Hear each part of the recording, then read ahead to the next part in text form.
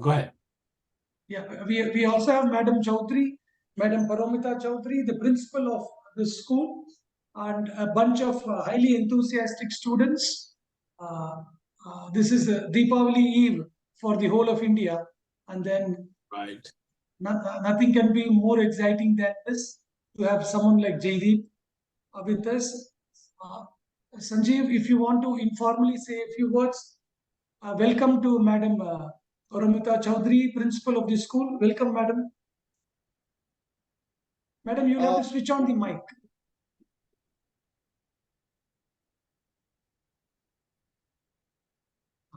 That's. Can you hear me now? Yeah, you're audible. Madam Chaudhary, we are very pleased to introduce Mr. Jaideep Mukherjee to you. Mr. Jaideep brings to the table a great deal of experience, expertise, more than anything, passion to reach out to students.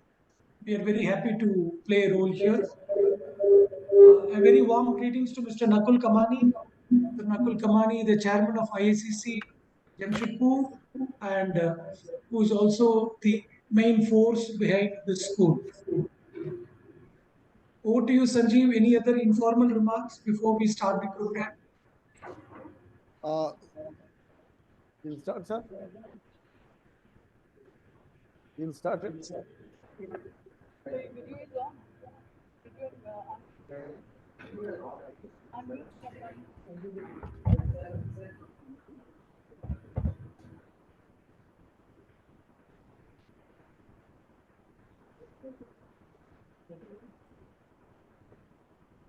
Very good evening to all of you.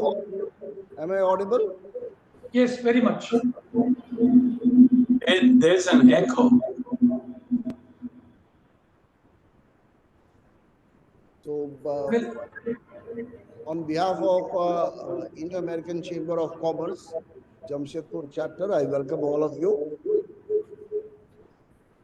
There's a bit of echo which is happening.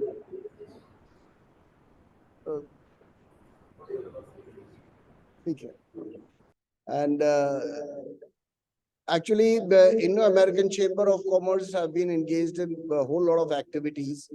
But primarily, we were thinking that we need to enlarge the scope of activities of Indo-American Chamber of Commerce. And the very first step towards that is to move into education sector. And that's how our chairman designed this program, which we call it as a SPACE program, which is a students program for academic and cultural excellence. And this is the first talk on this series of programs, SPACE program. And fortunately, the very first talk is related to space itself. And we are very, very thankful to explore this space. The CEO of Explore this Space, Mr. D.V. Venkatgiri, our regional consultant, Ms. Madhushri Daitri, who coordinated and got us in touch with Mr. Venkatgiri, and that's how we could formulate this program. And for the very first program, we have Mr. Jaideep Mukherjee, the director of NASA Space Grant Commission at Florida. The basic objective of this starting this is with the recent launch of Chandrayaan. We wanted the students to know more about scientific development, and possibly many of these students would get encouraged seeing or hearing Mr. Jaideep, who has been an Indian by birth, and now he is working with NASA, and possibly many will get inspired to move into worldwide space or explore this the entire world, occupying different positions worldwide. So on the behalf of Indo-American Chamber of Commerce, this is a coordinated effort by Narbheram Hansraj English Medium School, which is a very premier school in Jamshedpur, Explore this Space, and IACC. And we are very, very thankful that when we talked about this to our US Consul General, Ms. Melinda Pavek, she was more than happy and willing to be a part of this program. So we'll start with our traditional thing, which is lighting of the traditional lamp. And I'll request our chairman, Mr. Nakul Kabani, the principal ma'am, and all of you who are there, online, to also join. And we will start with the traditional lighting of the lamps. That's it. Thank you. Can we? Thank you, Mr. Sanjeev. Thank you. Can you turn this towards? Okay. Can you see the lighting of the lamp? Just one. Yeah. That's Mr. Sanjeev Kumar. Yes, we are able to. Yeah, Sanjeev Kumar is showing the lamp to us.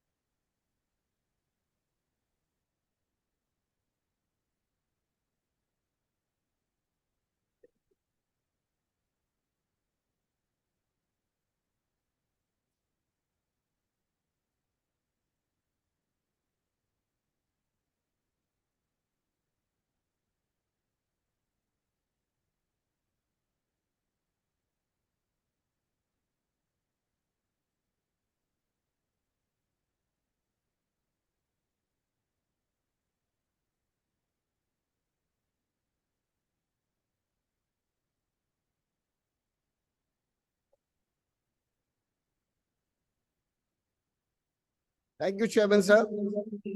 This is the basic tradition in which we start any program. Now I'll request our chairman, Mr. Nakul Kabani. First of all, I would like Mr. D.V. Venkatgiri to kindly tell a little bit about the program and explore the space. Mr. Venkatgiri is the CEO of Explore the Space, who is our knowledge partner. Thank you. Thank you so much, Mr. Sanjeev Raman. Greetings to all of you from Explore the Space. Good morning to Jaideep, our great friend from NASA, Florida, USA. And a very good evening to IACC Jamshedpur and the management, faculty and students of Narbheram Hansraj English School and my colleagues from Explore the Space. I think we are joined by our good friend Kamal. Kamal, are you there? Welcome to Kamal Vora from Mumbai. I take this opportunity to congratulate and thank the leadership of IACC Jamshedpur, Chairman Mr. Nakul Kamani and Vice Chairman Mr. Sanjeev Raman. Greetings to Principal Narbheram Hansraj English School, Madam Paromita Roy Chaudhary. Warm greetings to our good friends in IACC, Mr. Kamal Vora and Madam Madhushri Daityari. It is truly encouraging for all our efforts to have the inaugural message from US Consul General Kolkata, Madam Melinda Pavek. The Indo-US space cooperation, friends, is at an all-time high, and that's going to create newer opportunities. Particularly, friends, I would like to emphasize and insist that we are all truly fortunate to have someone like Jaideep Mukherjee with us today. I have had the fortune of knowing and working with Jaideep for the last 5-6 years. Jaideep sir brings a great deal of energy and enthusiasm to the mission of advancing knowledge and understanding of science in general and astronomy and space in particular. More than anything, he is approachable to one and all and shares knowledge with passion and positivity, and that makes Jaideep very, very special. I sincerely wish and pray that we have more men and women of that caliber and kind. Thank you again, Jaideep. Welcome. Among other things, Explore the Space offers online certificate course on STEM and space technology for school students. Our ongoing program on Indo-US Youth Space Talent is of great interest. That's a series inaugurated by Mr. Kiran Kumar, the former chairman of ISRO. We also organize study tours on space, both Indian space stations and American space stations. About today's topic, we have a specialist to speak. Still a few words. Launched in December 2021, James Webb Space Telescope is an engineering and technology marvel. With a mission to search for the first galaxies or luminous objects formed after the Big Bang, to observe the formation of stars from first stages to the formation of other planetary systems, measure the physical and chemical properties of planetary systems, including our own solar system, and investigate the potential for life in those systems. That's a highly interesting topic. Space research directly impacts earthly problems. Exploring space helps us make discoveries that can help the world in more than many ways. Weather forecast, communications, national security, television broadcast, natural resource management, space tourism, etc., are some of the ways in which space technology is immensely helpful to the mankind. And believe me, it has much more to offer. Explore the Space looks forward to work with IACC Jamshedpur and Narbheram Hansraj English School in its mission of space education for all, space for youth. Thank you for this opportunity.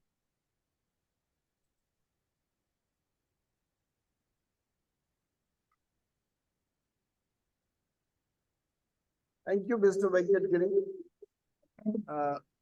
I would now request our chairman, Mr. Nakul Kamani, to officially welcome all the people who are participating in this webinar.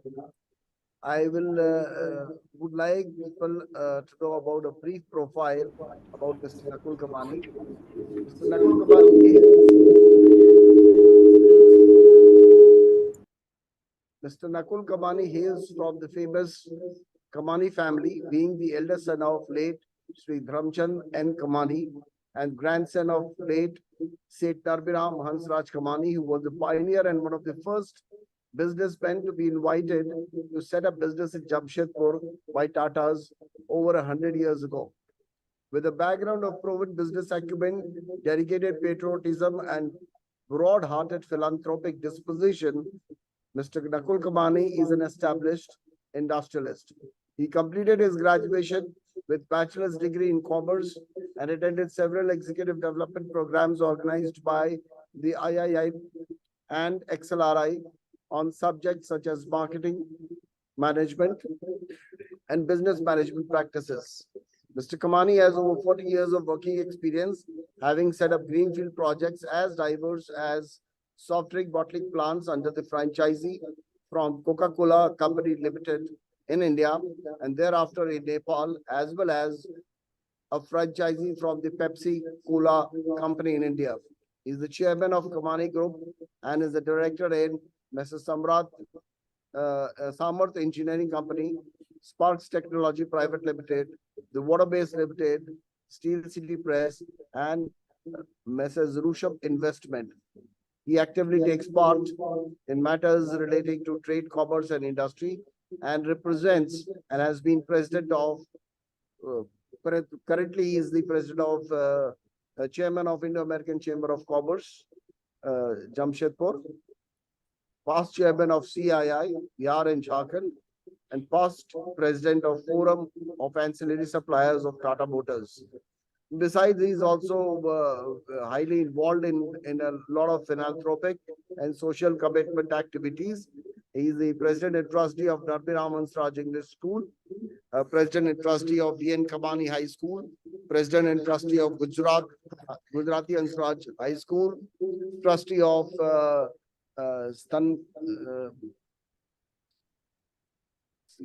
Jain Samaj, Jain Sangh Bistapur, and Sakshi Jain Samaj, as well as trustee of Kantilal Charity Eye Hospital, president of Gujarati Samaj. So the list is endless. He's an avid golfer. I now request our chairman to please welcome.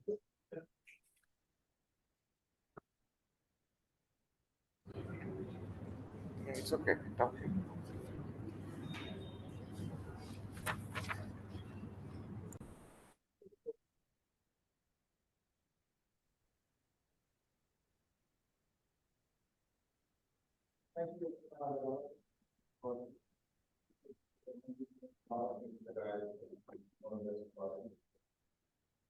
Our chief guest for this evening, Ananda Parekh, the honorary consul general of the United States of America.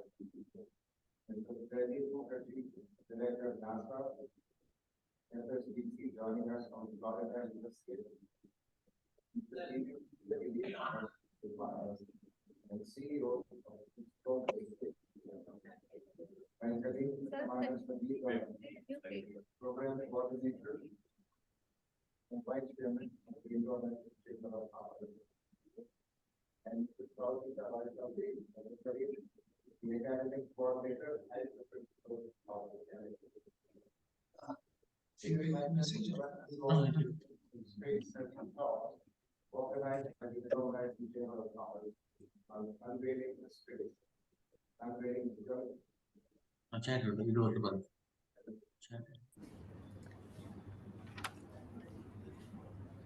As the chairman of Indo-American Chamber of Commerce, Jamshedpur, and the president of Narbheram Hansraj English School, wearing two hats this evening, I am truly excited and happy to have been able to organize this program.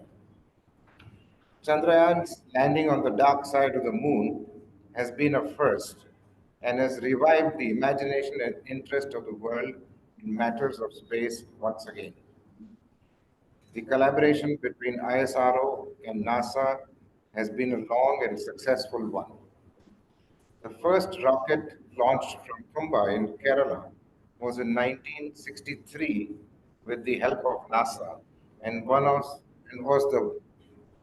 one of the many that followed. If I recall, we've done over 350 rockets fired from Mumbai itself.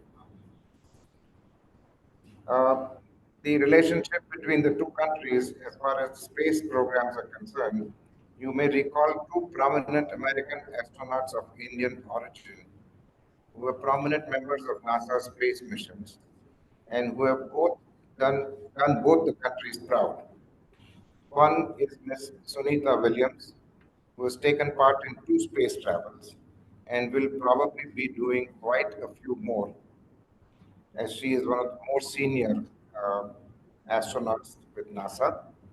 And the other one was Kalpana Chawla, who lost her life almost 2 decades ago on one of these space missions. This illustrates our deep relationship with the US space program and also the immense stature that ISRO has acquired over the years for its expertise. The universe holds many mysteries, and I'm hopeful that some of you here and the others who have joined the webinar virtually will rise to the challenge of studying hard, choosing the right field, and help in unlocking some of those mysteries, which in turn could improve our quality of life, reverse climate change, and a host of other issues. Children, look up at the stars often and let them inspire you and guide you. My best wishes to you all for your collective futures. Thank you very much.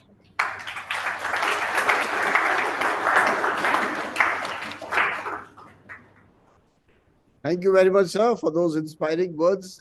I think students of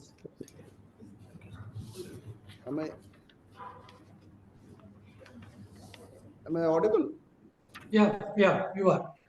Hello, am I audible? Yes. No, Venkatgiri, am I audible? Venkatgiri? So thank you, Chairman, sir, for those encouraging words and welcoming everybody into this first session. in a school, nothing moves without the consent of the principal. We all work through those phases. And we are very, very happy that we want all kinds of encouragement and support from the principal ma'am in doing this program. I would now request NHES principal, Mrs. Paramita Roy Chaudhary, to please address the student. Before we introduce that, I would take this opportunity to introduce Mrs. Paramita Roy Chaudhary. Ms. Chaudhary completed her master's in English from Capital University and her BA from Annamala University. She has been associated with the field of education for more than 20 years. She has also worked as a research assistant in Architects Research Center, University of British Columbia, Canada. She has also worked at the Department of Survey and Research for Statistics Canada, a Canadian government organization. She is a certified ISO auditor. She has also been responsible for training teachers and principals on behalf of the British Council of India. So you see, we have someone from with experience in British, in Canada, in the field of research, and both from the side India, which is Calcutta, as well as the southern side. Mr. Venkatgiri, your place, Chennai, and another person. So very esteemed person. I request back, please address the students. Your address is very, very encouraging. Thank you very much. Thank you, Mr. Raman. Am I audible?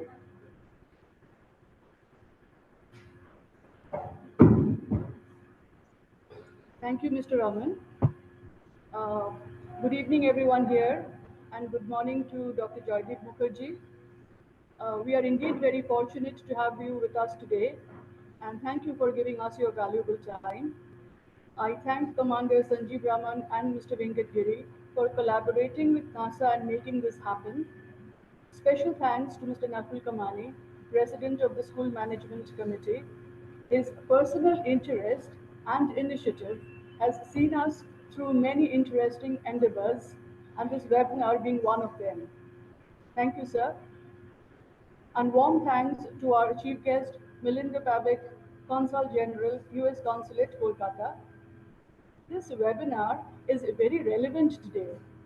It is true, as Mr. Kamani said, that the successful launch of Chandrayaan-3 mission has generated a lot of interest in space research and space exploration amongst all, particularly in the student community. They feel proud of the fact that Indian scientists have wrought wonders in the arena of space exploration. This achievement is inspiring students to follow their dreams. Former NASA official Mike Gold said, Chandrayaan-3's success is a victory of Indian innovation, human capital, and the capabilities that will take India further. When we informed our students regarding this space webinar, the enthusiasm amongst them was palpable. This webinar, I hope, may trigger more interest in the unveiling of the space mystery, and I'm sure it will have a huge impact on our students. Such initiatives may lead to future collaborations and exchange of ideas and suggestions and expose the student community to opportunities in USA. I think I should stop now. My students hear me often, and I'm sure they are more keen to hear from Dr. Mukherjee today. The stage is yours, sir, or rather the screen.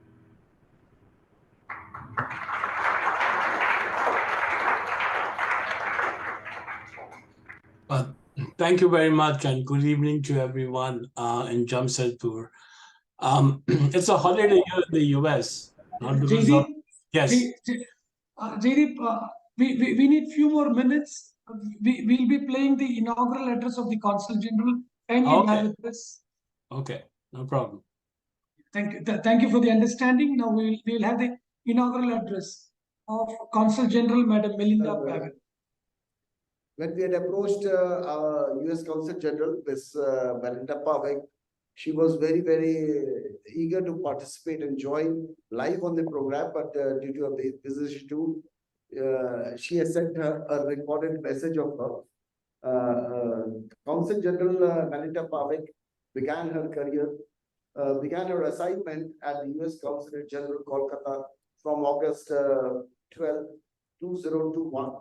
Her prior assignment included Counselor of Science, Innovation and Development, U.S. Embassy, Tokyo, Supervisory General Service Officer, U.S. Embassy, Islamabad, Pakistan, and Deputy Chief of Mission, U.S. Embassy, Bandar Sharif in Brunei. She also served overseas in Nepal, Jamaica, Iraq, and Pakistan, as well as on domestic assignment in Washington, D.C. as Special Assistant to the Assistant Secretary for Administration.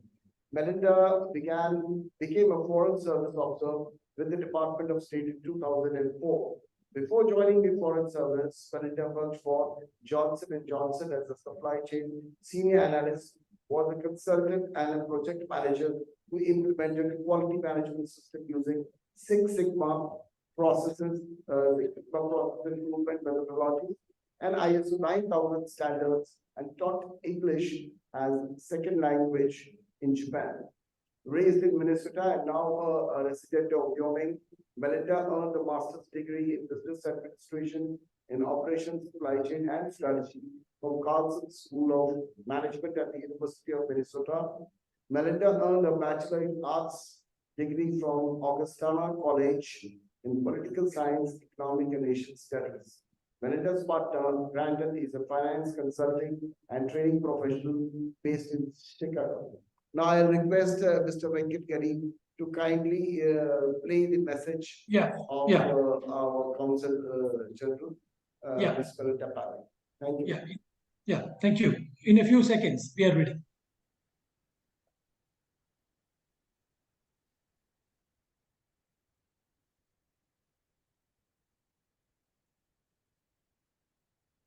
I am truly delighted to be invited to talk to you about the exciting frontier of cooperation between the United States and India, space exploration. I will also use this opportunity. Space science is not only about exploring the unknown, but also about addressing the challenges here on Earth. Your curiosity and dedication can drive advancements in technology, sustainable energy, and even solutions to global issues like climate change. I think Chandrayaan-3's landing on the south pole of the moon sparked a new wave of interest and excitement in space, not just here in India, but around the world. Every now and then when I look up, I like to imagine Chandrayaan up there, wandering the same lunar surface as the Apollo lunar module Eagle, which transported the first men on the moon. I wonder too, who will be the first woman on the moon and on Mars, and the first who will travel beyond our solar system? She could be anyone, maybe even someone here today. That is so exciting. The collaboration between the United States and India in space exploration is an excellent example of international cooperation, pushing the boundaries of human knowledge and advancing our collective understanding of the universe.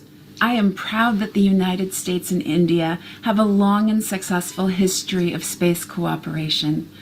Our cooperation began in 1963 when India first launched a U.S.-manufactured sounding rocket, sometimes called a research rocket, from Tumba in Kerala to study the atmosphere above Earth's magnetic equator.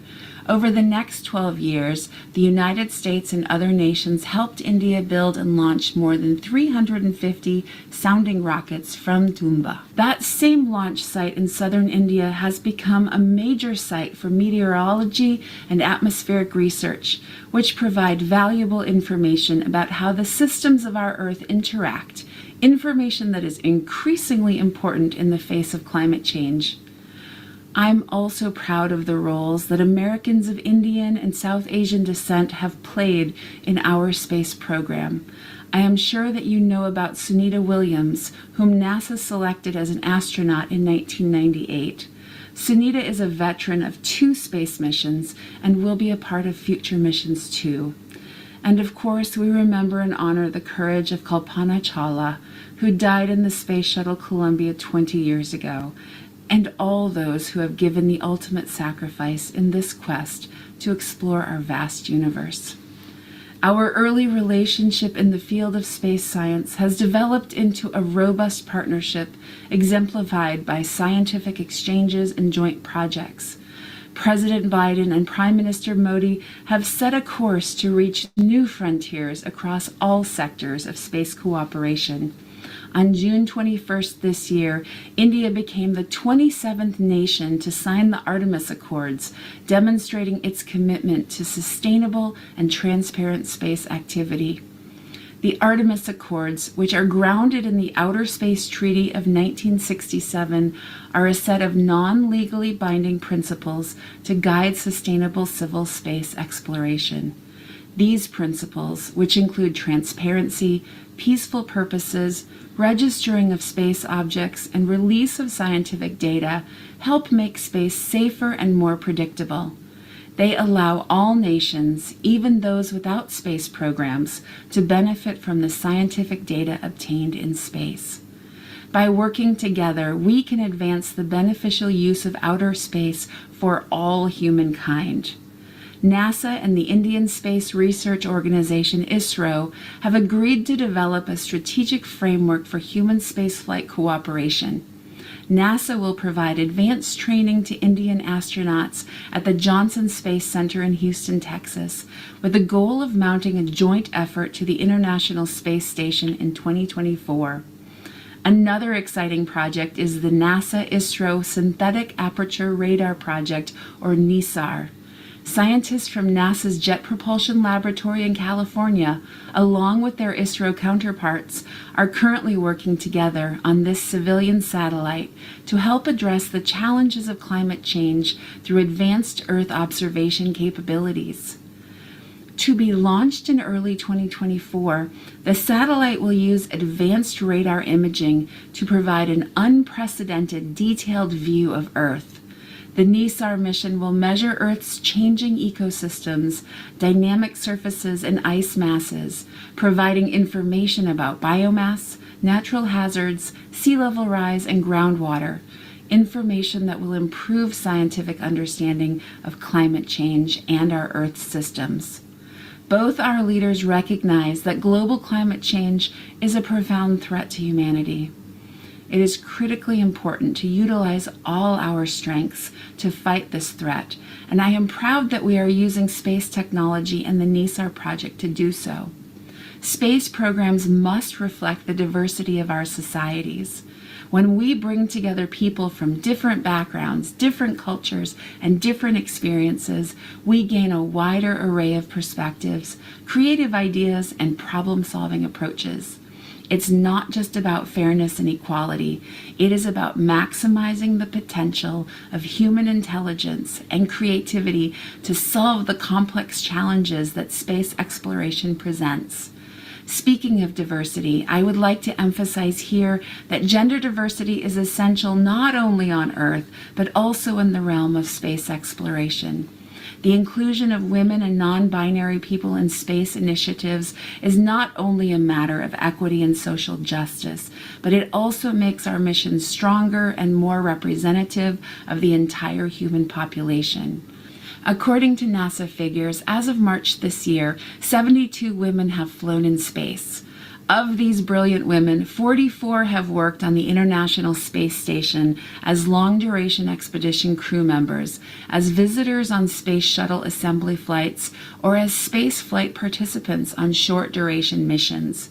Over the years, many more women have contributed to the assembly of the space station and the research conducted aboard on a daily basis, including those on the ground who served and continue to serve as center directors, managers, flight directors, and in many other roles to pursue the exploration of space. I'm sure many of you have seen the film Hidden Figures, which sheds light on some of the contributions that women, and especially women of color, have made since the very beginning. Or maybe you remember the photo of Margaret Hamilton standing next to a stack of books nearly as tall as she was. Those books were filled with the listings of the software developed by her and the team she was in charge of developing. The software they invented allowed astronauts to fly and land on the moon and return home again safely. NASA's Artemis program, which aims to return humans to the moon, is a prime example of the agency's commitment to gender diversity. NASA and its partners plan to land the first woman and the first person of color on the surface of the moon with Artemis.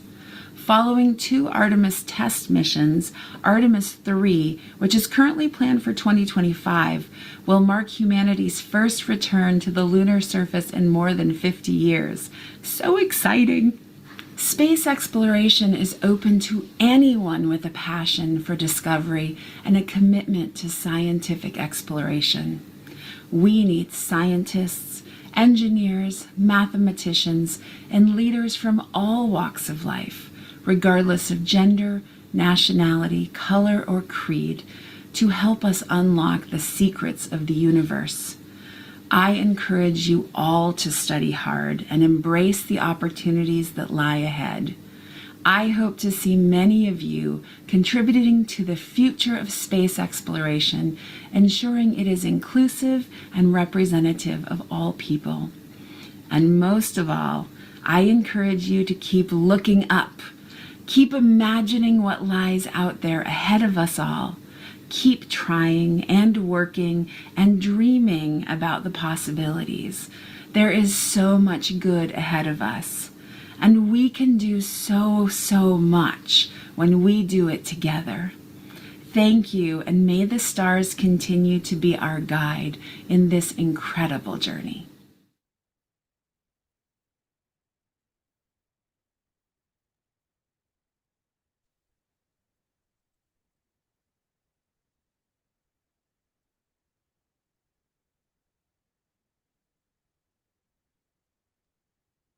For this wonderful message.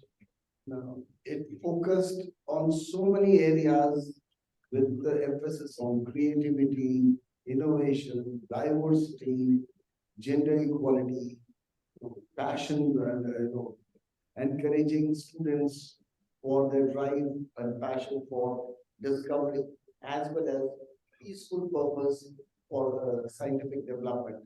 I'm sure many of the students here will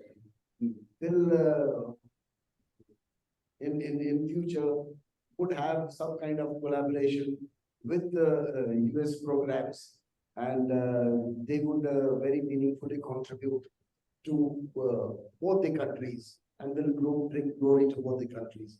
Now the time has come for the main event for which we all are waiting for. The students have been very patiently waiting. Dr. Joydeep Sarkar is the director of NASA Florida Space Grant Consortium, association of 17 public and private Florida universities and colleges led by the University of Central Florida and administered by Florida Space Institute. The consortium also includes all of Florida's community colleges as well as astronauts, Memorial Space, Space Florida and Kennedy Space Center, as well as Orlando Space Center. FSGC supports the expansion and diversification of Florida's space industry through providing grants, scholarships, and fellowships to students and educators from Florida's public and private institutes of higher education. Dr. Jaideep Mukherjee received his bachelor's degree in physics from St. Xavier's College, Mumbai, and master's degree in physics from Mumbai University, India, and his MS and PhD in astronomy from the University of Florida. He was the administrator of NASA Florida Space Grant Commission at the University of Florida, and later the director of NASA FSGC at the University of Central Florida, located at the Kennedy Space Center. He was also the director of Florida Space Institute from 2006 to 11. He also served as chair of Southeast Regional Space Grant, comprising of 10 Southeast states from 2006 to 2014. He was a member of the board of directors of National Space Grant Foundation from 2006 to 2008 and from 2012 and 13. Currently serving on board of directors of NASA Space Grant Alliance and is a member of Commercial Space Operations Advisory Panel at Embry-Riddle Aeronautical University. In 2011, the National Education Society of India presented him with 2011 National Eminence Award. In 2003, he served as radio show team that received the Group Achievement Award from NASA Goddard Space Flight Center for excellence in outreach. In 1993, he was also awarded the Courage Prize for Astronomy Department by the Astronomy Department at the University of Florida for commitment to education of public and to their understanding of astronomy.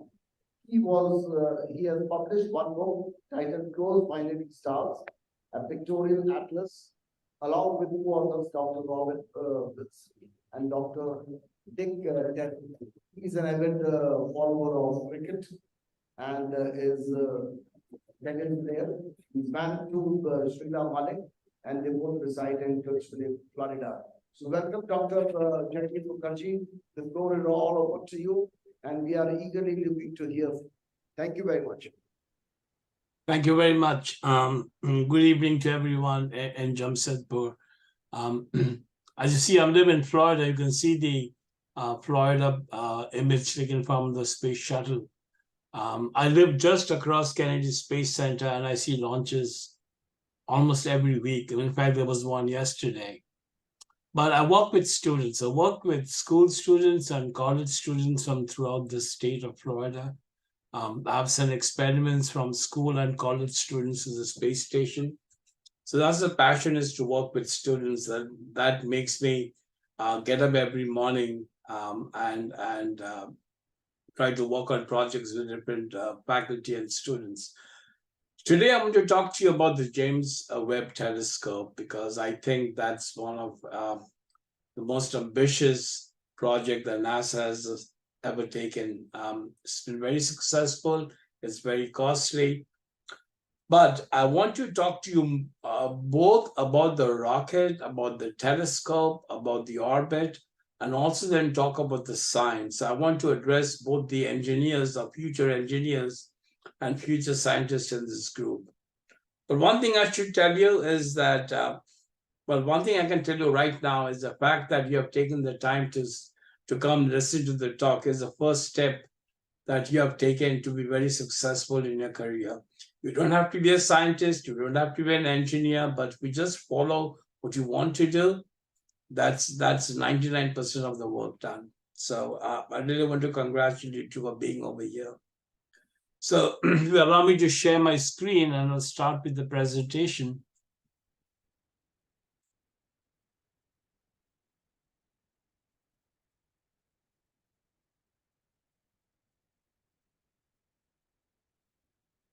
Okay, can you see my screen? Okay, great.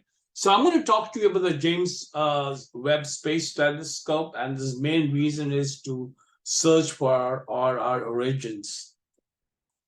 Before I do that, I want to show you a 2-minute teaser trailer. It's like a video which explains the whole project, and then I'll go into details on some of them. This is the best way for you to get an understanding of my talk for the next 45 minutes.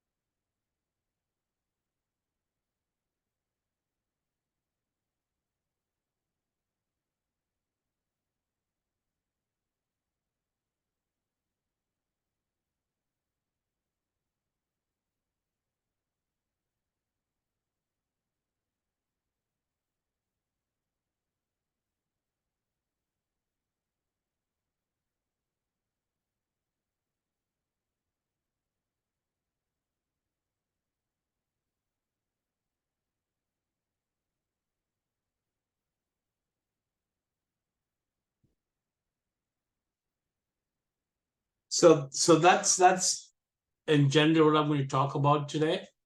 But for every mission, missions are very expensive. So how do you choose what mission to do? How do you choose what telescope to build? So in the US, every 10 years, there's a survey done for astronomy and space, and they invite all the top physicists and astrophysicists to come up with some ideas that NASA can focus on, and then come up with a mission. So when they talked about this mission in 2010, there were three questions that they wanted to be answered. One is, where did we come from? How did we get here? Are we alone? I think all of us always ask these questions. So for the astronomical search for origins, you have to start from the time the universe was formed, and it's called the Big Bang, about 13.6 billion years ago. From there, the first galaxies were formed, which is just a collection of billions of stars like the sun. Then the galaxies evolved over time. I'll show you some pictures of what galaxies looked like 12, 13 billion years ago. The galaxies collide and they form larger galaxies. And then within these galaxies, we have stars, which form new planetary systems, and then the planets in our Milky Way galaxy and in other galaxy, and then life. The life came from planets. So this is a cycle. You start from the Big Bang, come all the way to how life originated on Earth, or maybe in some other place in a universe. So do all this stuff to understand this whole cycle. We need a space telescope. We need a telescope which is beyond the Earth's atmosphere, so it can observe 360 days a year. We need an infrared telescope, and I'll explain to you in the next few slides why infrared. Why not a visible telescope like the Hubble? Why not X-rays? And then we need a telescope with a large aperture. Bigger the aperture, the fainter the object it can see. So we need to have all these attributes on a telescope. And that's where we came up with the James Webb telescope. So I'm not very sure about the background that you have in physics and astronomy. So I'll give you a very quick background on some of the things we need to understand as we go through this presentation. One of the things is what is called electromagnetic radiation, which is nothing but in your case, is a light that we see. Our eyes are a detector of visible light from the sun. But there are other types of radiation. You have radio waves, you have microwaves, infrared, ultraviolet, X-ray, and gamma rays. So on the top screen over here, you see the different types of radiation. And right on the top, you see that only the visible light and the the radio can go through the Earth's atmosphere. So if we have telescopes on the Earth, we can only see the light coming from objects, or we can see the radio waves. Most of the others are blocked. So to really understand any object in a universe, we need to study them, study all the different types of radiation coming from them. In the case of the sun, what we see mostly is visible light, but the sun is also emitting in the ultraviolet, in the X-rays, in the gamma rays, in the radio waves, in the microwave. We don't see it because our eyes are only a detector of visible light. And if we want to study microwave and ultraviolet and X-rays, we need telescopes above the Earth's atmosphere. And the bottom scale out here tells you the temperatures that you need to emit that radiation. So if you want any object emitting X-rays and gamma rays, they're very, very hot. But something like the sun, which is about 9,700 Celsius, it emits mostly visible light.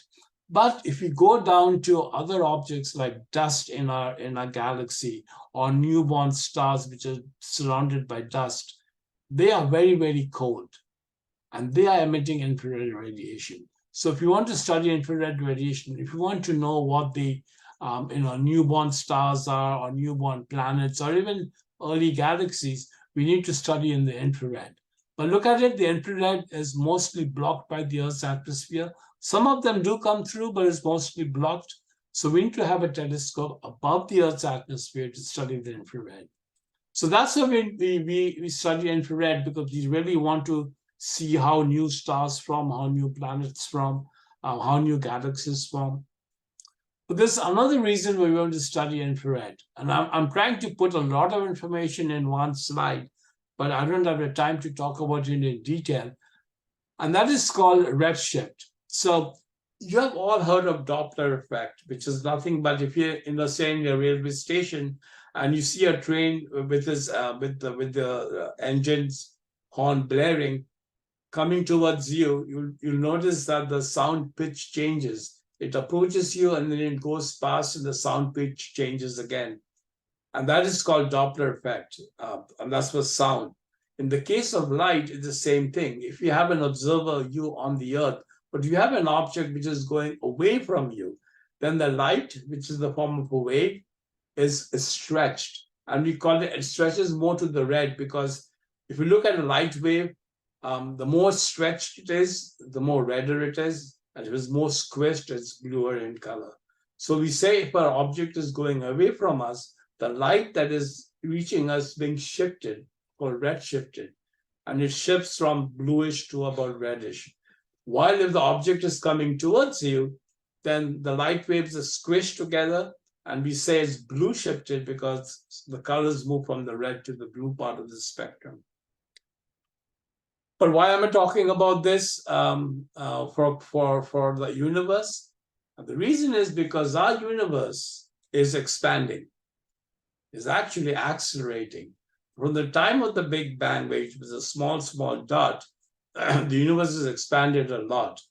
So what happens is, if the universe is expanding, right at the time when the universe started, it was very, very hot, and was mostly emitting gamma rays and X-rays. They're very squished together, okay? But as the universe expanded, these radiation was stretched, and we call it red-shifted.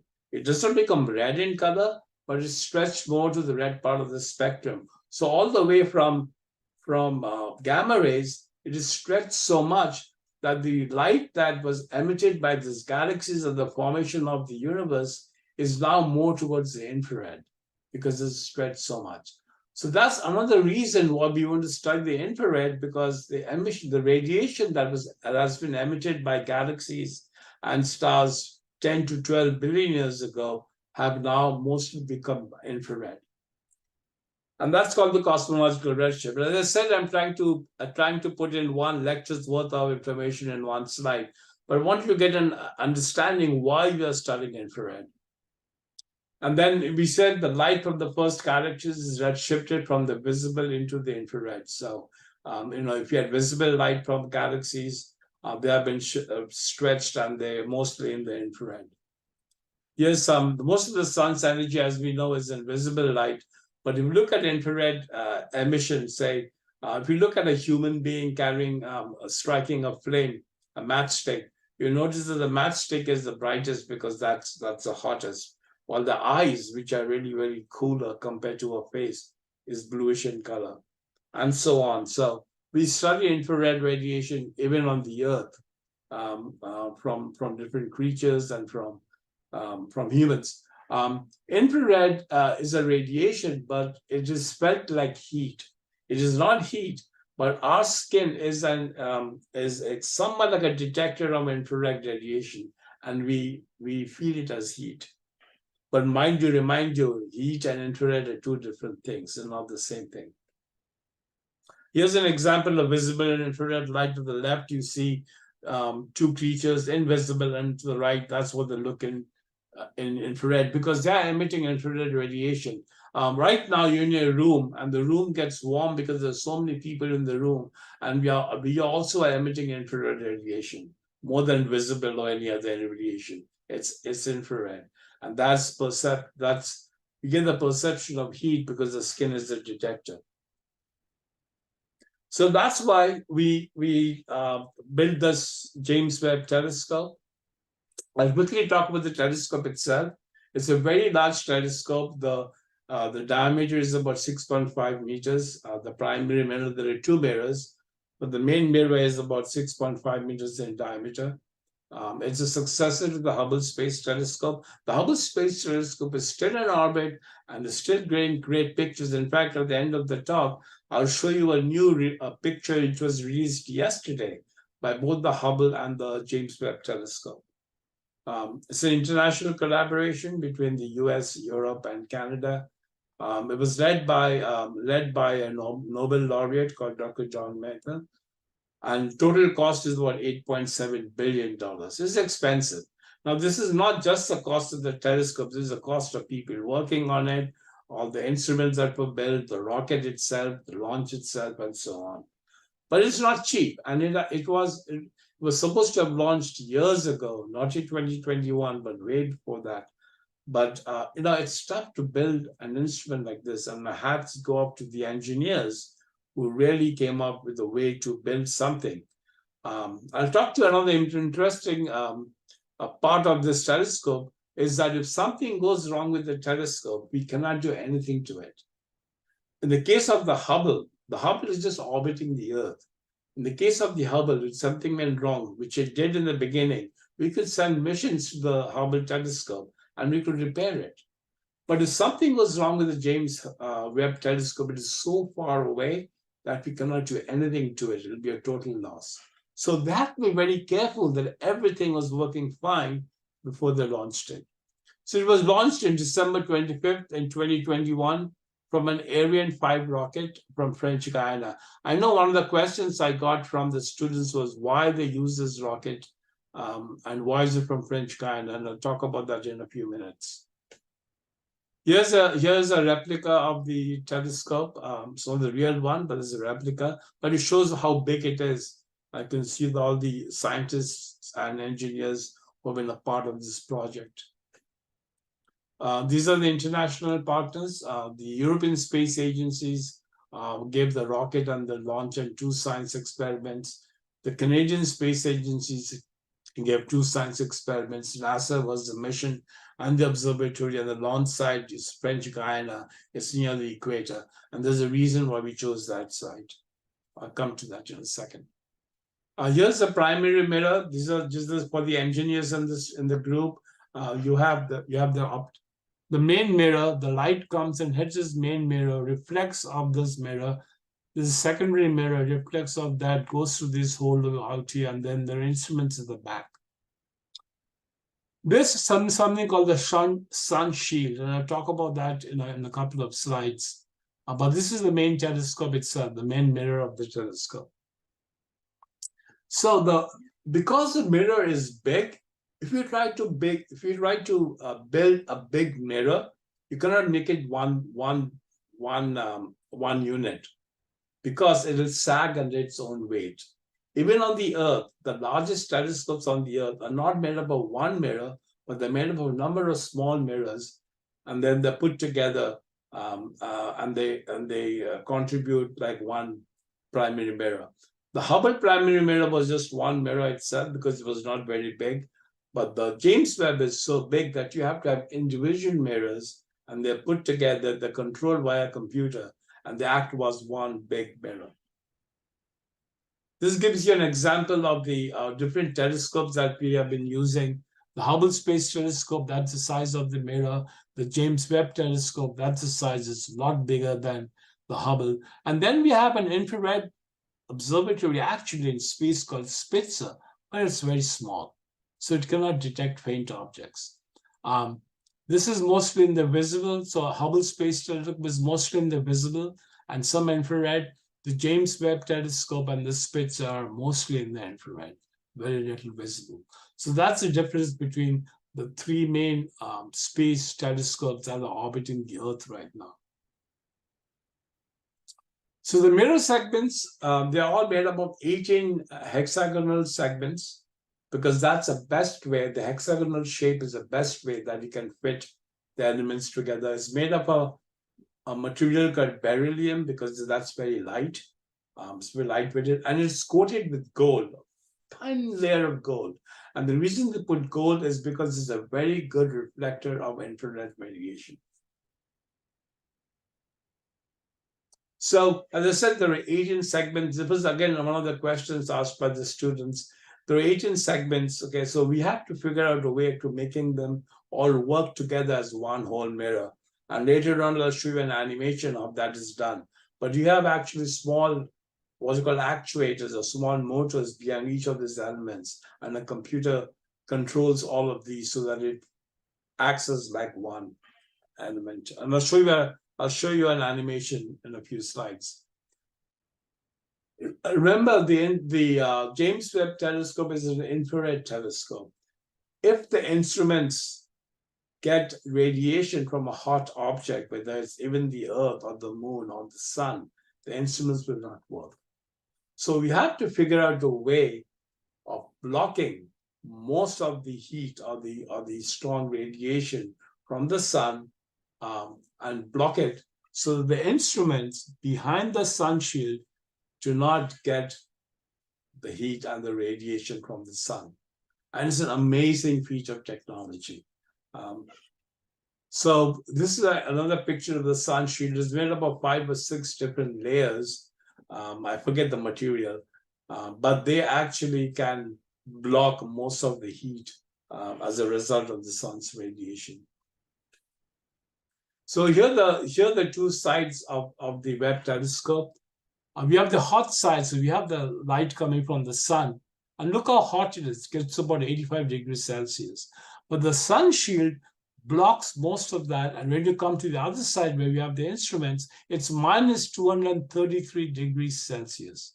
And that's amazing. You're going from 85 to minus 230. And you have to have that because if we don't have the temperature out here, the instruments out here, which are detecting infrared radiation, will not detect any of the radiation. So the sun shield was one of the most important feature of this telescope. And what happens is the light comes from the sun and they're made of 5 or 6 layers. So each layer of material blocks some of the heat and deflects the rest out. So by the time it goes to these 5 or 6 layers, very little heat goes to the layers to the cold side of the telescope. So without this sun shield, the whole telescope is useless. It won't work at all. Again, I don't want to go too much into detail because I need to talk about a lot of stuff, but here's where you have the spacecraft bus, which contains all the instruments. You have the high-gain antenna, which is transmitting data from the telescope back to the Earth. And this is called a star tracker that uses small telescopes to look at star patterns so you can identify where the telescope is in space. Here's the multi-layer sun shield, here's the primary mirror, and here's the secondary mirror. And that's the spacecraft bus, which contains most of the instruments. I'll skip this one, but that's again the science instrument, houses all the Webb camera and the science instruments. So that's the telescope itself. And as I said, I can talk to you more about that, how it was built, but I want to give you a flavor of the whole project. So next is the launch, okay? Why launch from French Guiana? Well, because you want to take into effect the rotation of the Earth. So if you're launching from near the equator, and any particle on the equator rotates fastest compared to other parts of the world. So if you go to the pole and if you go to the equator, the equator is moving faster than the pole. So if you launch from near the equator, as the rocket launches, it also gets the speed of the Earth, the rotation speed of the Earth. So you need less fuel to launch the rocket. So the closer you come to the equator, the less fuel you use, and you can get more speed of the Earth to help the launch of the rocket. That's why it was in French Guiana, because the European Space Agency has a launch complex right there. And that's why we had to use the Ariane 5 spacecraft, because it's a European spacecraft. Now, NASA has its own rockets, its own launch pads, but look, it's in Florida, where I am right now, and it's way above the equator. It's about 30 degrees above the equator. So right there, if you launched it from there, as compared to French Guiana, the rotation speed of the Earth is a bit less than French Guiana. And you would more fuel to launch the rocket. So that's the reason we launched it from French Guiana. And the French, it's called a heavy launch vehicle. The cost of the launch was about $200 million. I don't want to go through all the stages of the rocket. You can find that out later on. But that's what it was used to launch a telescope. Remember, the mirror is huge. If you have a huge mirror, if you want to place the whole mirror into a rocket, the rocket itself has to be big. Now, if you make the rocket bigger, it makes it heavier. If it makes it heavier, you need more fuel. If you put more fuel, it makes it more expensive. So you have to have a rocket which is not very big, okay, in terms of volume. So the only way to do that is to have the whole telescope that can be folded. So you have the mirrors, the 18 mirrors, they're all folded, so it could fit the rocket. Again, this is something very new, has not been done before, that you have to fold the mirror parts and the telescope so it can fit into the rocket. Again, to save cost. Now, this is an animation. I love this animation because it shows you everything. Because there's so many things that need to be done. It's not just taking a telescope and putting it into space, orbiting the Earth, and you get all the observations. There are so many things need to be done. So for the engineers out here, for the people who want to study more about orbital motion, this is amazing. Also, it always does. Yeah.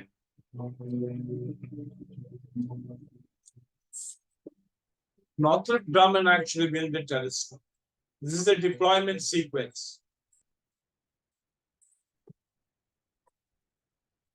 So that's a launch from French Guiana.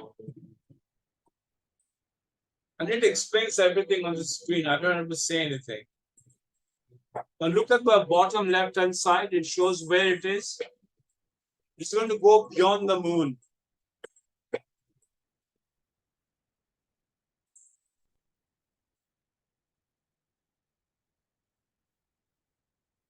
So the first is the antenna which is being released. Because we need to communicate. That's the main thing. And you have to always make corrections as you go on so that's the right orbit.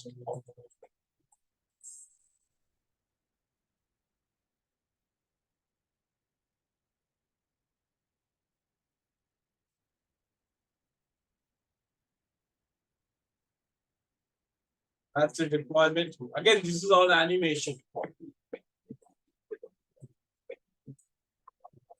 Again, you have to make corrections. There are small rockets and they can use that to make small corrections.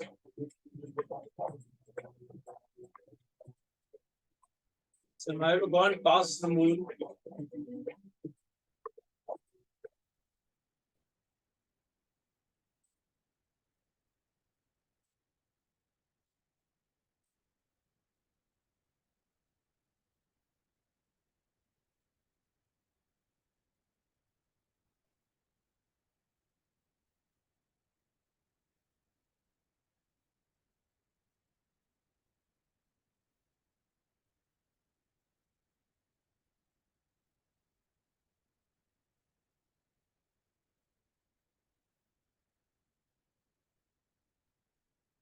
And this is the main tower which has the mirrors and everything.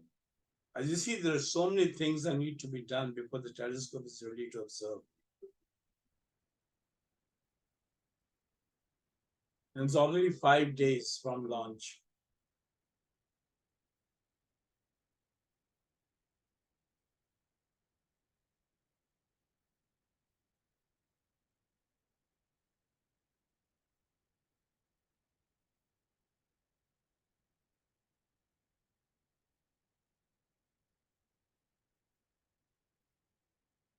With the different layers of the sun sheet which are slowly being released.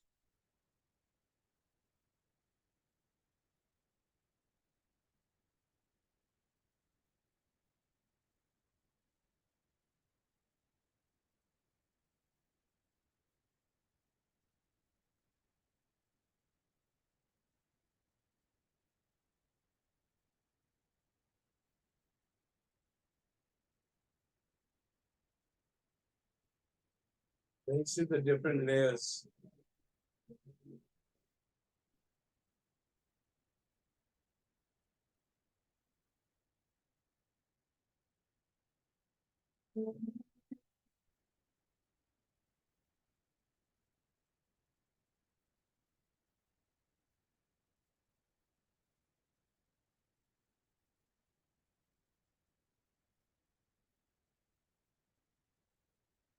So you have to cool the instruments because you need to have it at a very low temperature. That's what the cooler starter is.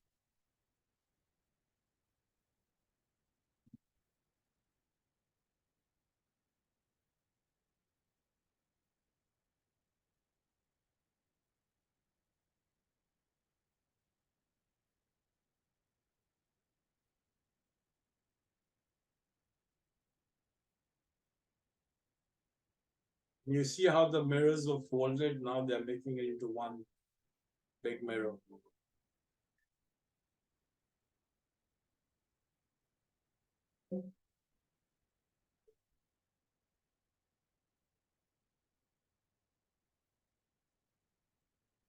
Almost 1.4 million kilometers from the Earth. And it's reaching, it's going to orbit a point called the Lagrangian second point. I'll explain that in a few seconds, 2 minutes.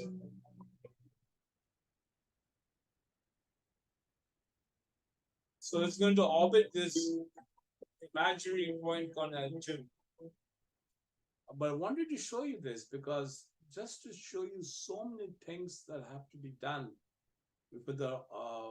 before the telescope is ready for observation. If one of them failed, if one of them just failed, the whole mission would have been gone. Because you can't go and make any changes, you can't go and fix it. So it's amazing that everything went right.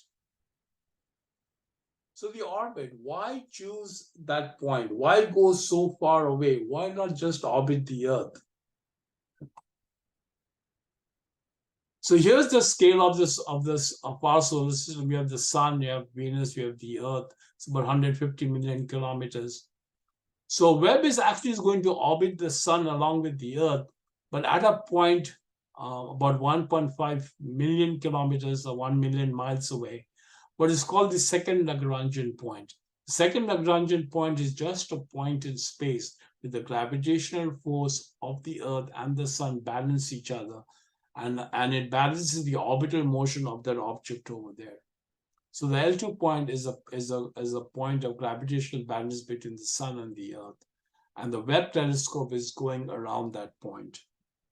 Again, it take me some time to explain this whole Lagrangian point thing, but there are locations in space, the gravitational force, one second. The gravitational forces and the orbital motion of a body balance each other. Now, in any system where you have two main objects and a third small object, there are 5 Lagrangian points. In the case of the sun and the Earth, there's one over here where the gravity of the Earth and the sun balance each other. Here's the L2 point, again, where the gravity of the sun and the Earth balance each other. There's one at L3, way beyond the sun, one at L4, and one at L5. We chose L2 because as it is over here, it's actually going to follow the Earth as it goes around the sun. So the Webb telescope is actually orbiting this L2 point, but as the Earth goes around the sun, it follows the Earth. So the sun's radiation is blocked.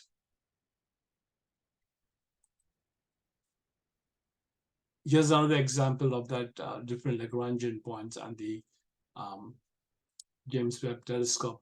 And as I said, it's actually going to orbit that L2 point, and the orbit is almost the same size of the orbit of the Earth around the moon. So it's going around quite a distance, orbiting the L2 point, but it follows the Earth as it goes around the sun. So how do we get the information? So I showed you that high gain antenna. So with radio waves, radio transmission, they transmit that data from the telescope. NASA has 3 deep space network telescopes on the Earth. One is in California, one is in Spain, one is in Australia. And with these 3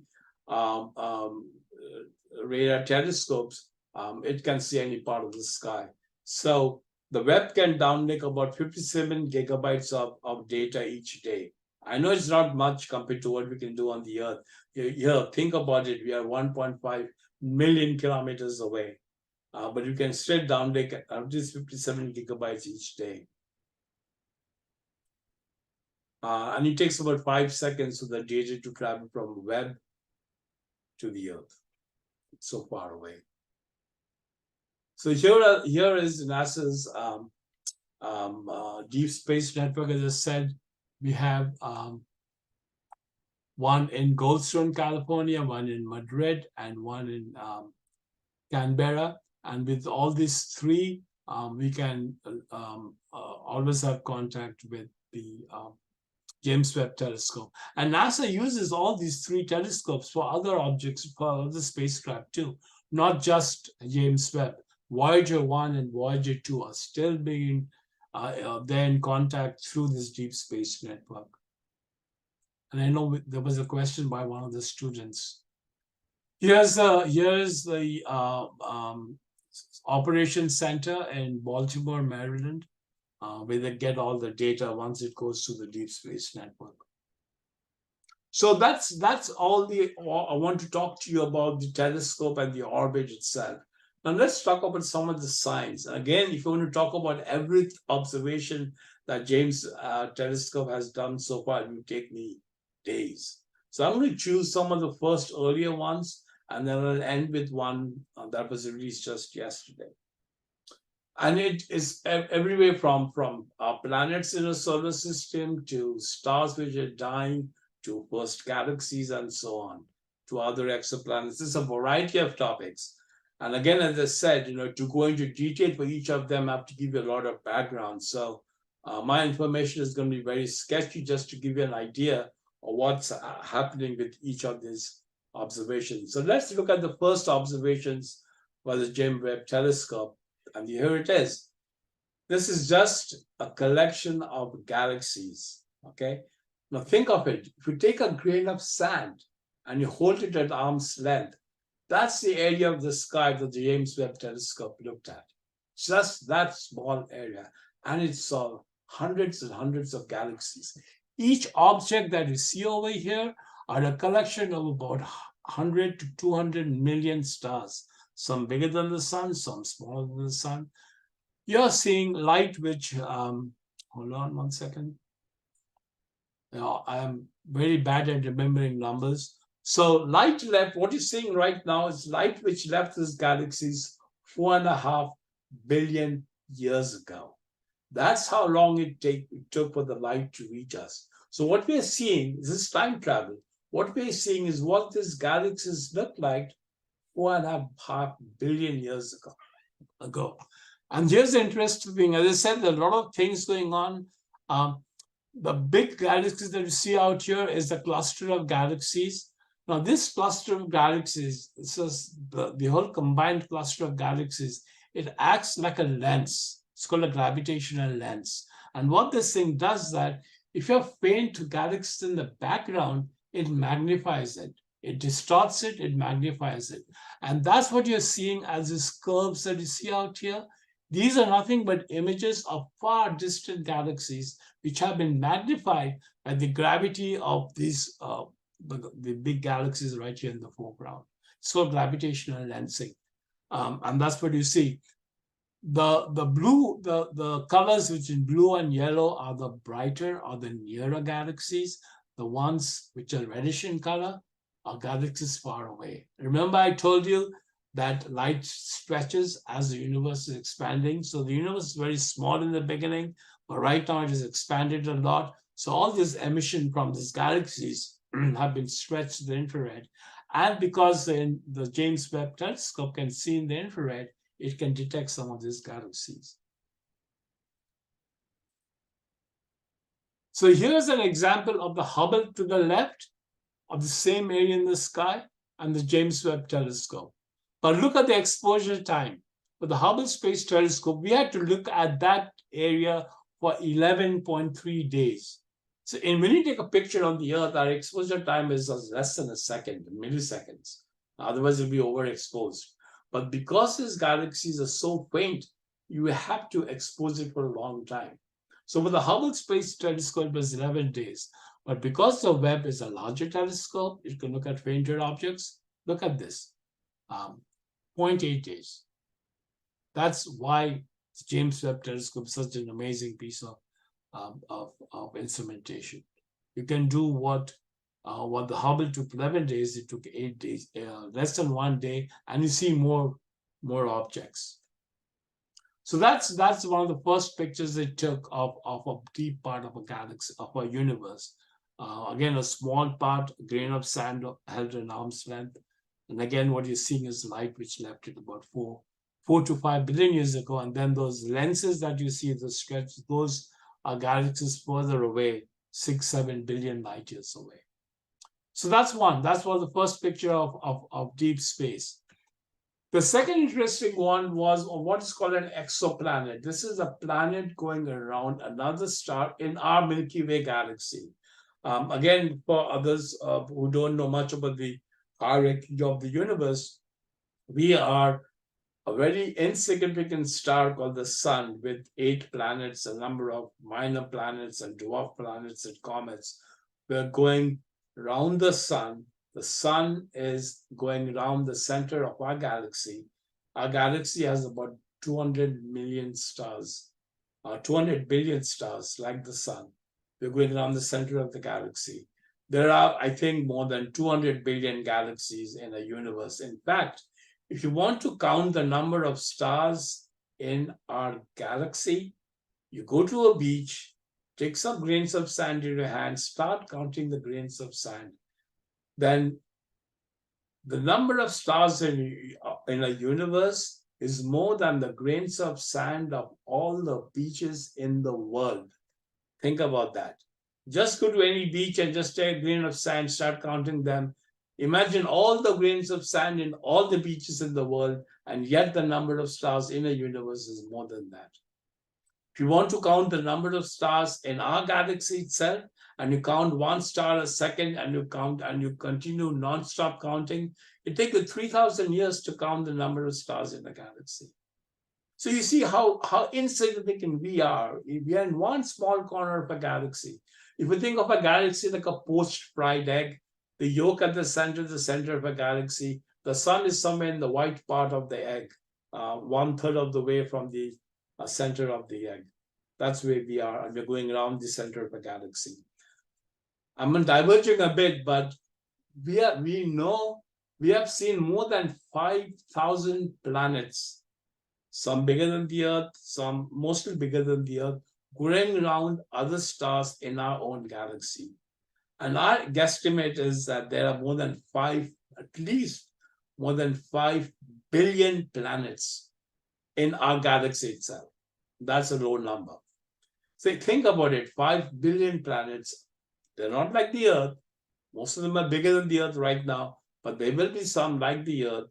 There's a large possibility that we have something like the Earth going around some other star like the Sun, and then there could be life on it. We don't know. But we have no evidence of life anywhere except the Earth so far. But I bet you that some of the students in the room, as you go more into astronomy and you try to study our planets in a solar system, there are some places in a solar system like a moon of Saturn called Enceladus. I'll talk about that. A moon of Jupiter called Europa. A moon of Saturn called Titan.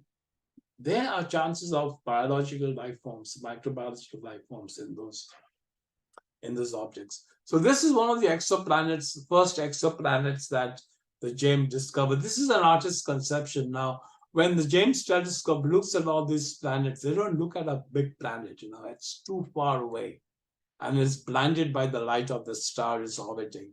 But they can get information from the planet. And this one is about 1,000 light years away. It's less than half the size of Jupiter in terms of mass, but it's about 1.2 times greater than Jupiter.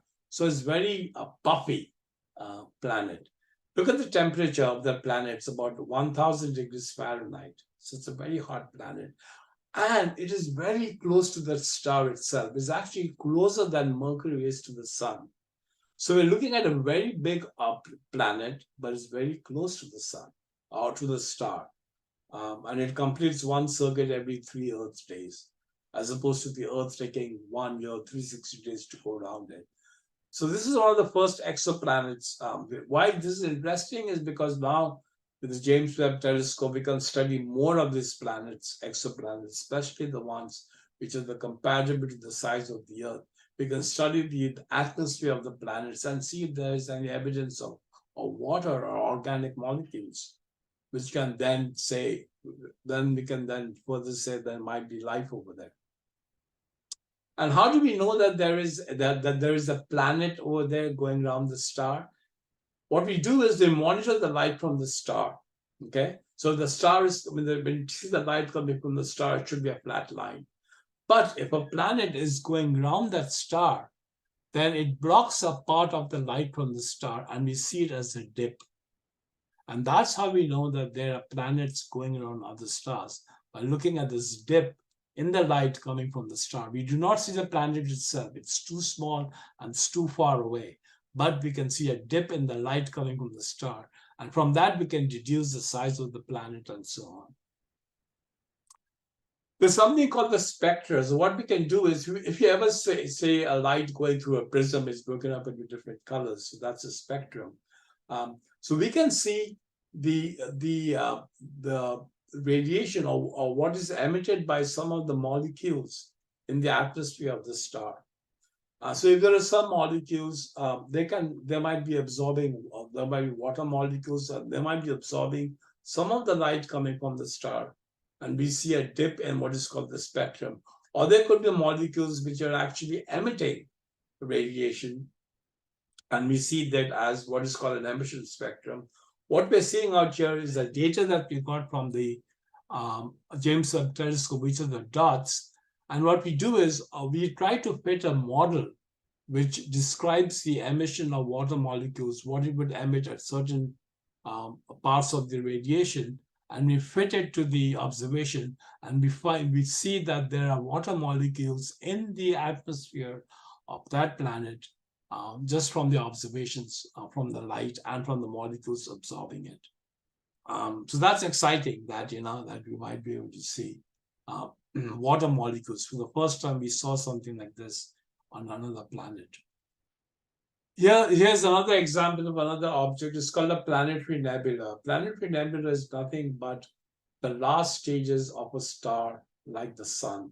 So the sun, as it gets older, in about another 5 billion years, is going to expand.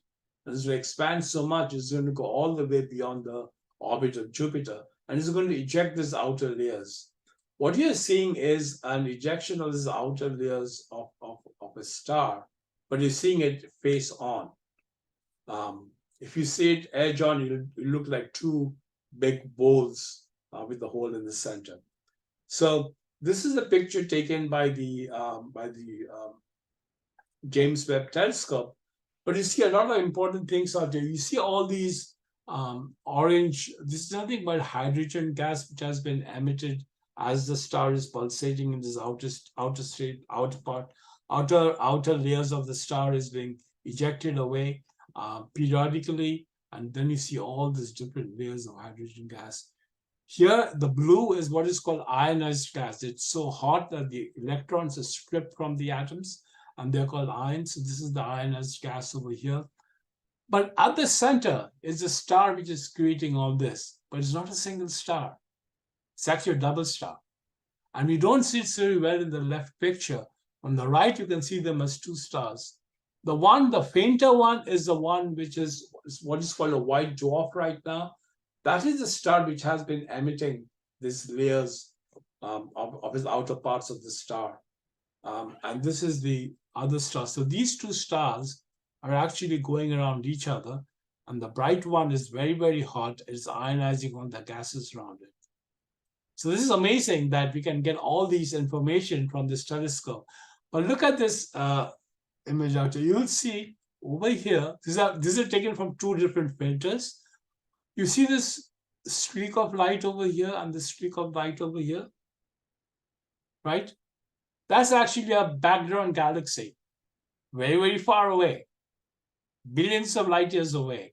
But the James Webb Telescope, as it was looking at this, what is called the Southern Ring Nebula, also got a picture of that galaxy, which is very far away.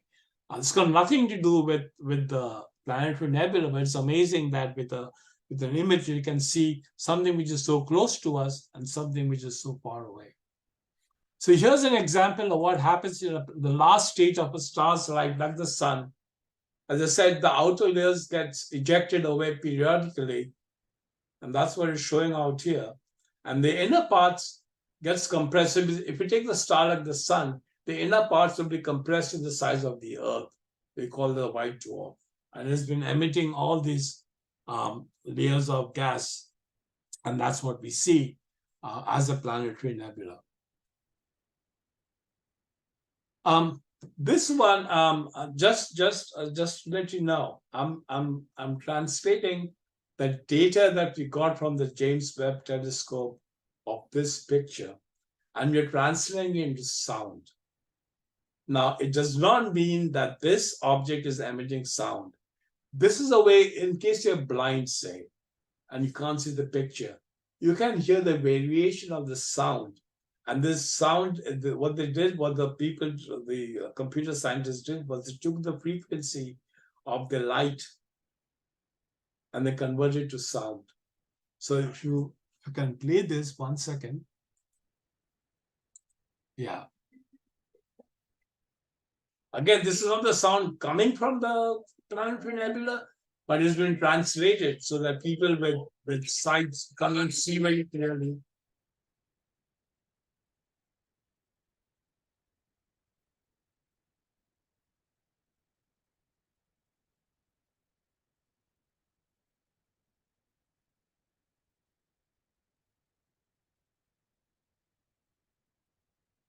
So this is not very scientific, but it actually gives another version of how things what would look like, especially to someone who cannot see things clearly. So again, as I said, that's not very scientific, but it's very interesting. And NASA has done that to a number of other objects, converted the frequency of the light to translated it to sound. Here's another picture of what is called interacting galaxies, or a quintet called the Steeples quintet. It's about 5 galaxies far away from us. This is a picture taken by a telescope on the Earth, and you can see these are the 5 galaxies. But some of the galaxies are interacting. If you look out here, these 2 galaxies are interacting. They're actually merging together. Here's another galaxy. Here's another one, and so on. This galaxy is, the gravity of this galaxy is actually causing what is called a tidal tail. Some of the material from this galaxy is being stretched, pulled together to form a tail, a tidal tail. That's taken from the Earth, but this was taken by the James Webb telescope. So I rotated the image on the left too, so it can match the image to the right. But these are the galaxies, and I said, some of them are merging out here, right over here.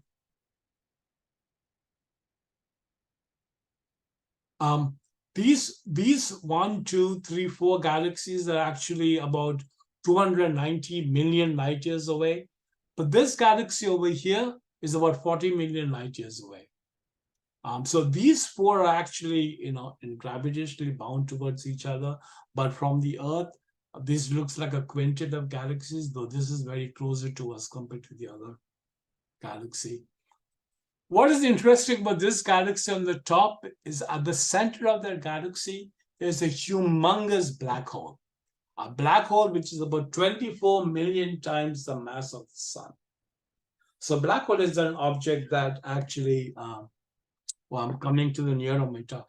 A black hole is an object which can blocks, which does not allow any light to be formed, to be ejected by the object at the center. So we don't see the black hole itself, but we see the area around the black hole. And here you see some of the ions moving at a very high speed at a central area, which is the black hole.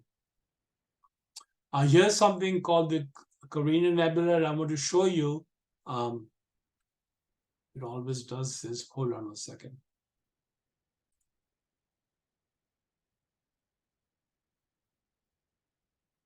And it's not just.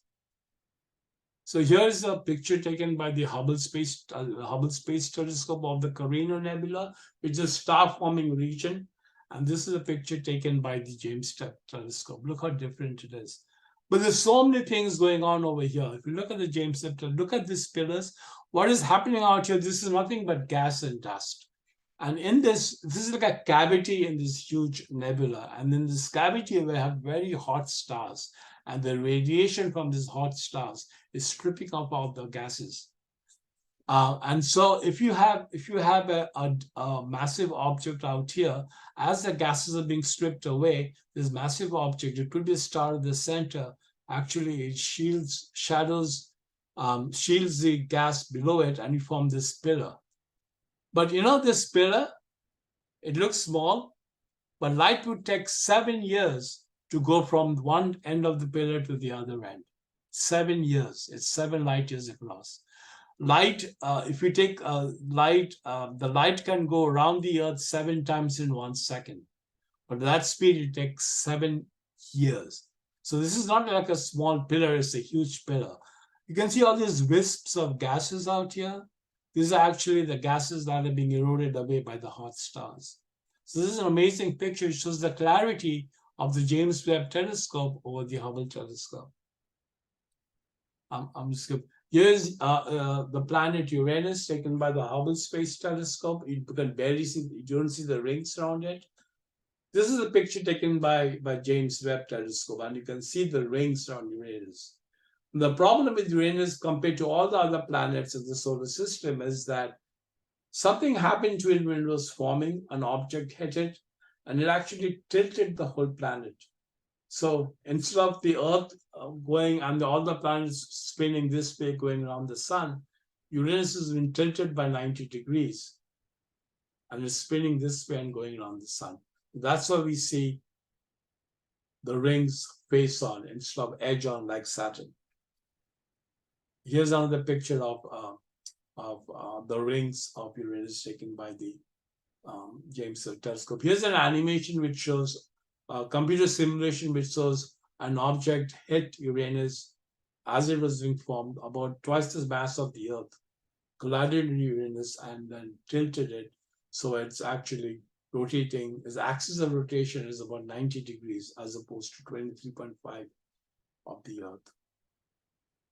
Another one, this is called, this is Enceladus, one of the moons of Saturn. It's only a small moon, about 313 miles across, but we think below the crust is a salty ocean. Why we know it's there? Because we can see these geysers from cracks in the surface. This is actually water geysers, ice water. So we think there is ice, there's water below that. This was taken by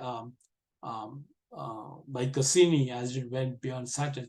But the James Webb Telescope found a lot of these geysers in the south pole of Enceladus. But look how big this plume is. You can barely see the planet, the moon Enceladus out here. The plume is about 6,000 miles across, about 20 times the size of the moon itself. That's a huge plume being ejected by the planet, by the moon. And I think, I'm very bad at numbers, but I think that you take an Olympic-sized swimming pool, it's releasing about 79 gallons of water per minute. So it will take about 2 hours to fill up an Olympic-sized swimming pool, as opposed to if you take a garden hose and try to fill up that swimming pool, it'll take you 2 weeks.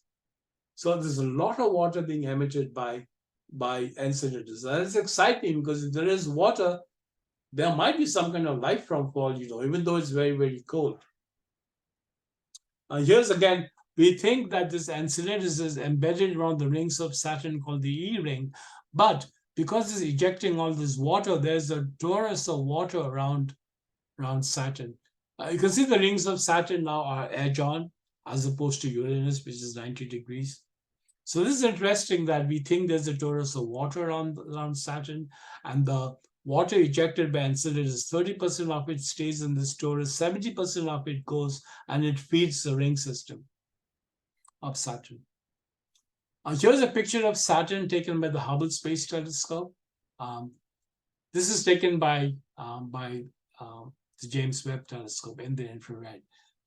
These are some of the moons of Saturn, and these are the rings of Saturn. I'm trying to go quickly because I've come to the end of time. This was released yesterday, so I don't know much about this as yet, but this is a group of galaxy cluster of galaxies, talking about 20, 30 galaxies in a cluster that are actually going to combine to form one bigger cluster. It's about 4.3 billion light years away from us. But this is a combination of a picture taken by the Hubble and by the James Webb Telescope. The ones which are kind of reddish in color are the ones taken by the James Webb Telescope, because it can detect infrared radiation, and these wavelengths, the lights have been stretched. Again, you can see all these stretched images. They're nothing but background galaxies which have been lensed, gravitationally lensed by the gravity of these clusters. This is an amazing picture. You can see the colors, Now, mind you, if you go there and you try to look at it with your eyes, you won't see the colors that you see. What scientists do is they take the frequency of the wavelength of light and convert it to colors based on their wavelength. And of course, some of them are stretched. So, they are mostly based on science, but the colors are done in such a way that it looks appealing too. So on the left was the Hubble Space Telescope, which took about 22 hours, 122 hours. On the right is the James Webb, took about 22 hours only. And you can see the differences here. You see more galaxies out here, which you don't see here at all these red galaxies. You don't see in the Hubble telescope because the Hubble does not see much in the infrared. And finally, again, as I said, I don't know much about it, but if you look at one of these lensed galaxies far away, that galaxy, it seems, has a star. This galaxy is it was formed about 3 billion years after the Big Bang. But the galaxy contains an object, a star, which is varying in brightness over time, and they could detect that. They call that star Mothra. I think it's a Japanese name. There's another such star which varies in magnitude, and it's called Godzilla. So the nickname is Mothra, and is magnified by about 4,000 times. And this magnified is because of the gravity of the clusters over here. It acts like a gravitational lens and is brightening it up. But they also think that within there is a cluster of stars, and that's called a mini lens that is also actually magnifying that star. So you're seeing the star magnified 4,000 times than normal. So that's interesting. So I finished with the presentation itself. If you have 5 minutes, I can answer some of the questions that the students have given, but if not, I can stop because I know they've gone beyond the time. Let me know what you want me to do. Thank you so much, Jaideep sir. That was a very brilliant exposition of the James Webb Space Telescope. Words are very poor communicators. We can't thank you enough. Over to you, Mr. Sanjeev Raman. Thank you, sir. We have some questions from the student, and I request that she will ask directly. Keep the mic. Sanjeev, you need the mic.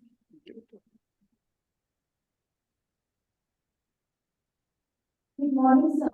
Myself, Turkey Saksaya, from Delhi. And as we all know that space junk is increasing rapidly. So I wanted to ask that what is the most terrible impact it may have on our environment and also on the future missions? And is there any possible way to prevent it? So you're talking about space debris, right? Yes, sir. Okay, yes. So that's a major concern. So there are, there's an observatory in near Maryland which is tracking more than 7,000 such objects and going around the Earth.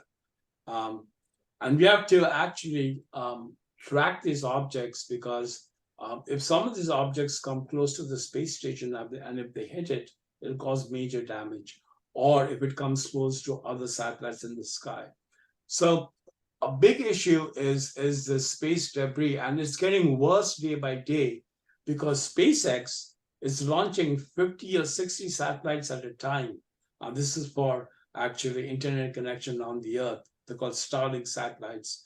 They intend to launch 4,000 more such satellites. And that all creates a problem with the debris around the Earth. And now, at least in the US, I know anyone building a satellite, even a student, so my students have built satellites. If they build a satellite and they launch it, they have to have a plan how that satellite can be deorbited back to the Earth. And there are various ways to do that.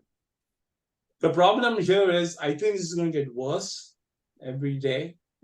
There'll be more, if you try to break up a satellite, which China did, which even India did, by the way, that actually created more debris around the Earth. And that is going to cause a problem with other satellites.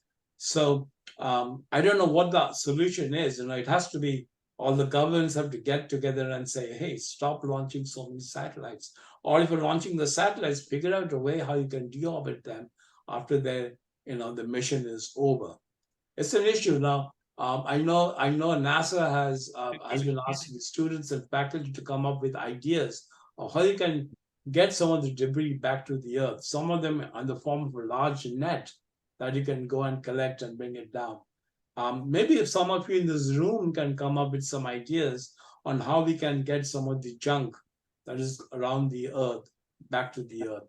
But it's an issue. It is going to cause problems as more satellites are being launched. Thank you so much for this valuable insight.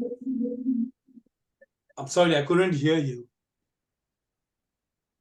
Thanks for such an insight. Any other question?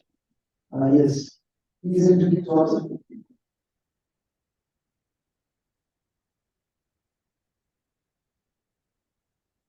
Hello, sir. I'm Shikhar Modi, and my question is: can black holes be considered as a wormhole connecting 2 points in space?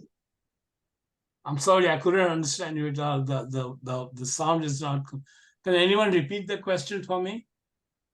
Yes, sir. Can a black hole be considered as a wormhole connecting 2 points in space? Yeah. So that's science fiction. So I tell you what. So what you're saying is that if you have a black hole, and on theory maybe it's possible. So let me see if we can show this to you. If I have this piece of paper out here, hold on. Yeah, I have a piece of paper out here, and I have a black hole here. Okay. What this black hole does is actually, this is called space-time. It actually bends space-time. So it's possible that this is a space-time, a part of the universe. You can fold it because of the gravity of the black hole, and you can move from one point of the universe to another point through what is called a wormhole. What I can tell you, I'm not an expert in this, but I had one of my colleagues who actually worked on the first mathematical paper with, he has worked with Hawkins, but he has worked with a Russian scientist. And what he said was that mathematically, if anything enters a wormhole, it's gone. You can't do anything with it. The laws of physics don't work.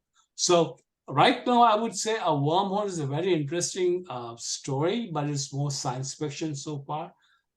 So you cannot connect 2 points of a universe by going through a wormhole, through a black hole. Theoretically, it may be possible, but mathematically, they think it's not possible. Thank you, sir. We will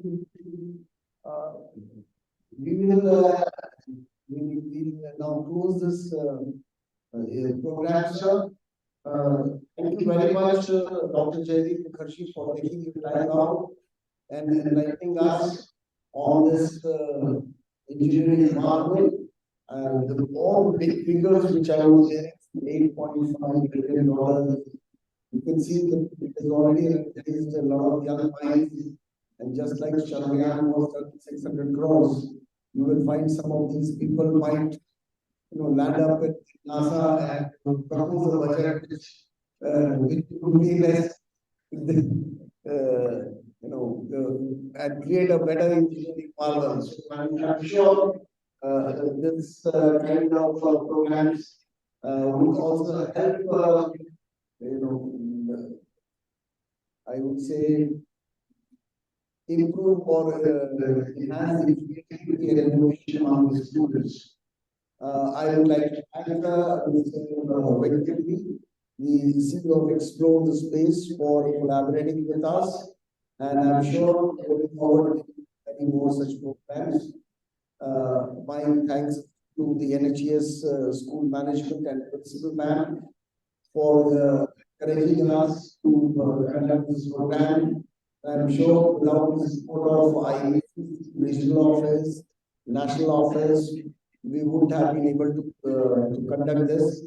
So I express on behalf of IACC Jamshedpur chapter my sincere thanks to the entire fraternity of IACC, all the members of IACC, and the students who took time and participated in this event. Thank you very much. With this, we come to I just want to add that the students are welcome to email me with questions. As long as they say that they were at this webinar, I'll try my best to answer your questions. And Venkatagiri, you can give them my email address. But the students are welcome to email me with any questions they have about space and astronomy. And if I can't find the answer, I'll find the answer for you. Thank you so much. Thank you so much, Jaideep. That's very, very nice of you. Thank you, Mr. Sanjeev Raman. Thank you, Principal Madam. Thank you, Mr. Nakul Kamani. And to all the students and faculty, wishing you all a very, very happy Diwali. So we take leave and we would like to meet you all very soon. Thank you again, Jaideep. Thank you so much. Bye, everyone. Wow.